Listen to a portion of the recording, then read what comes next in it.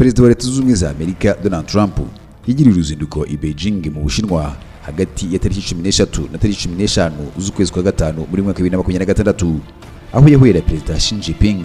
Rwari uruzinduko rwa mbere rwa Perezida Donald Trump kuva yasubira ku butegetsi. Abakuru b'ibihugu byombi bagiranye ibiganiro byibanze ku gushakira umuti ibibazo by'ubucuruzi n'ikoranabuhanga. Nubwo habaye igihe cy'amakimbirane ndetse n'intambara y'ubucuruzi hagati ya Leta Zunze Ubumwe za Amerika ndetse n'Ubushinwa, abayobozi bombi bageze ku masezerano y'ubucuruzi. N'amasezerano yagamije gushyirwa mu bikorwa, by'umwihariko agatanga inyungu ku mpande zombi, yaba Leta Zunze Ubumwe za Amerika ndetse n'Ubushinwa, ndetse kandi byaragiye amasezerano akomeye y'ubucuruzi agezweho muri ibyo biganiro. Umubano wa Amerika n'Ubushinwa wakomeje guhuzwa cyane n'ubukungu bukomeye ku isi, ariko kandi ukunzwe kurangwa no kutumvikana ku ngingo zitandukanye zirimo n'iy'ikirwa cya Taiwan.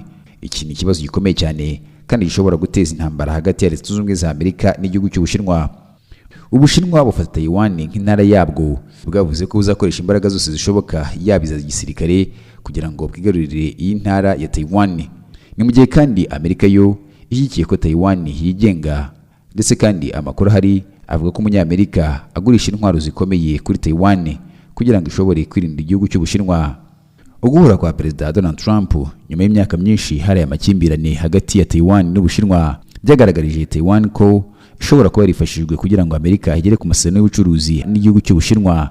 Gusa ariko kandi ibintu byabujije Ubushinwa gukomeza kongera igitutu cya gisirikare n'imigendekere y'amato yabwo hafi y'inyanja ya Taiwan. Ni mu gihe Amerika nayo yatanze gasopo i Beijing ibasaba ko bakwiye kwifata. Mu bindi basinye harimo amasezerano ya Boeing Ubushinwa bwemeye kugura muri Leta Zunze Ubumwe za Amerika. Ubushinwa bwemeye kugura indege nshya 200 mu ruganda rwa Boeing rwo muri Leta Zunze Ubumwe za Amerika. Ayo ni amasezerano yashyizweho umukono ku masezerano y'amateka yari amaze hafi imyaka 10 yarahagaritswe kubera ubushyamirane bw'ubucuruzi hagati y'ibihugu byombi. Ingingo z'ingenzi zaranze aya masezerano zikaba zikubiye mu bice bikurikira. Perezida Donald Trump yatangaje ko Ubushinwa bwemeye kugura indege 200, nubwo mu mizo ya mbere uruganda rwa Boeing rwifuza kugurisha indege 150 gusa. Uyu mubare wabaye muto ugereranyije n'ibyo basenguzi ku isoko bari biteze imbere.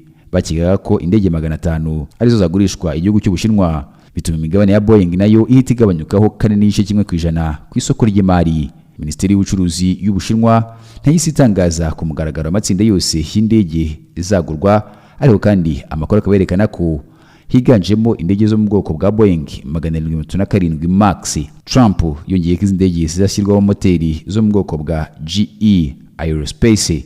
Amasezerano yemejwe mu mpera z'inama y'iminsi 2 yahuje Perezida Donald Trump ndetse na Xi Jinping n'inama yabereye i Beijing.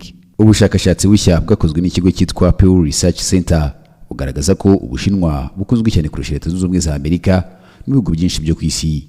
Ni ubwa mbere iki kigo kibonye umusaruro nk'uyu kuva cyatangira gukurikirana uko ibi bihugu byombi bifatwa ku rwego mpuzamahanga.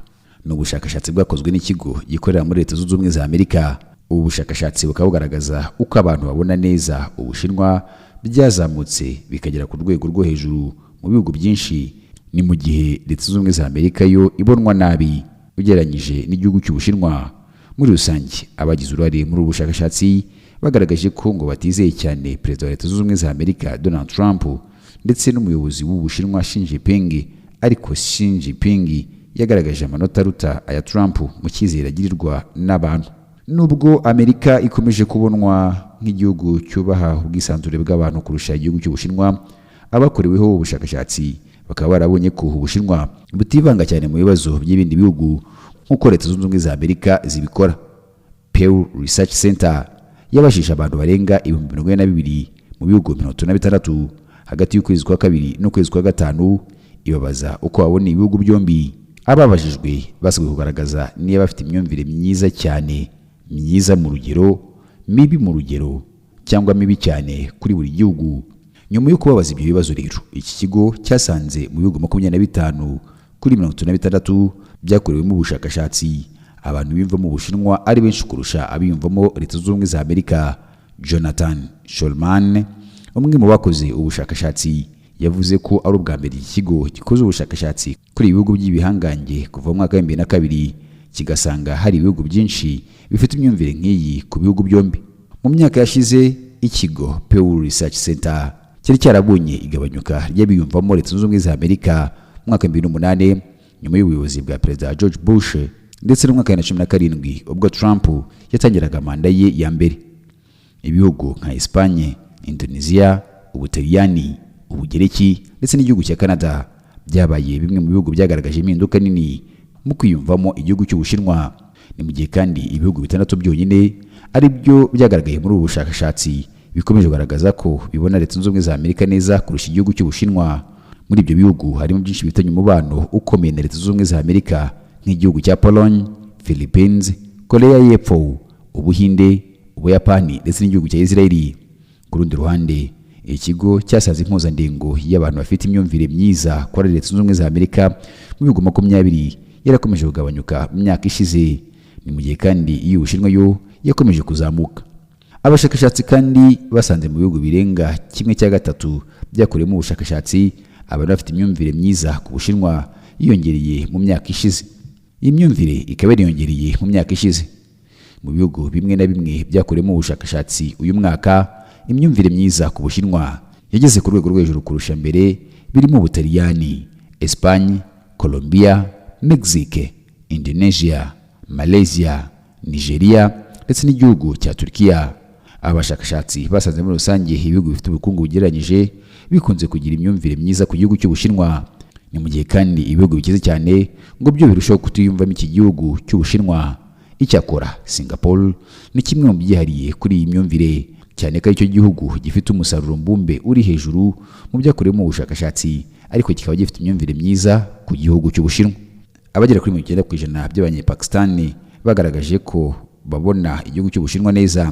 Ni mu gihe kandi mu Buyapani 11% gusa ari bo bagaragaje ko babona Ubushinwa neza. Abashakashatsi kandi babashije hawugizemo uruhare niba bizeye Xi Jinping na Donald Trump mu gufata ibyemezo bikwiye ku bibazo by'isi. Muri rusange, icyizere abaturage bagiriye abayobozi bombi cyari gike, cyane ko amanota menshi yari munsi ya 50, ariko kandi ibihugu byinshi byagaragaje ko byizeye cyane Jinping kurusha Trump. Igihugu cyatanze amanota menshi kuri Xi Jinping ni igihugu cya Pakistani, aho cyatanze amanota angana na 43% bagaragaza ko bamwizera. Ni mu gihe kandi amanota make yavuye ku gihugu cy'Ubuyapani, aho icyizere cy'Ubuyapani kuri Xi Jinping kiri kuri 7%. Ku ruhande rwa Trump, amanota menshi yavuye mu gihugu cya Philippines, aho 38% bamugaragarije icyizere, naho make cyane aba ayabo muri West Bank na Yerusalemu y'Iburasirazuba, aho yari ku gipimo cya 4%. Abagera ku mpuzandengo ya 75% bavuze ko Amerika yivanga cyane mu bibazo by'ibindi bihugu. Ni mu gihe kandi 45% aribo bavuze ko ariko babona igihugu cy'Ubushinwa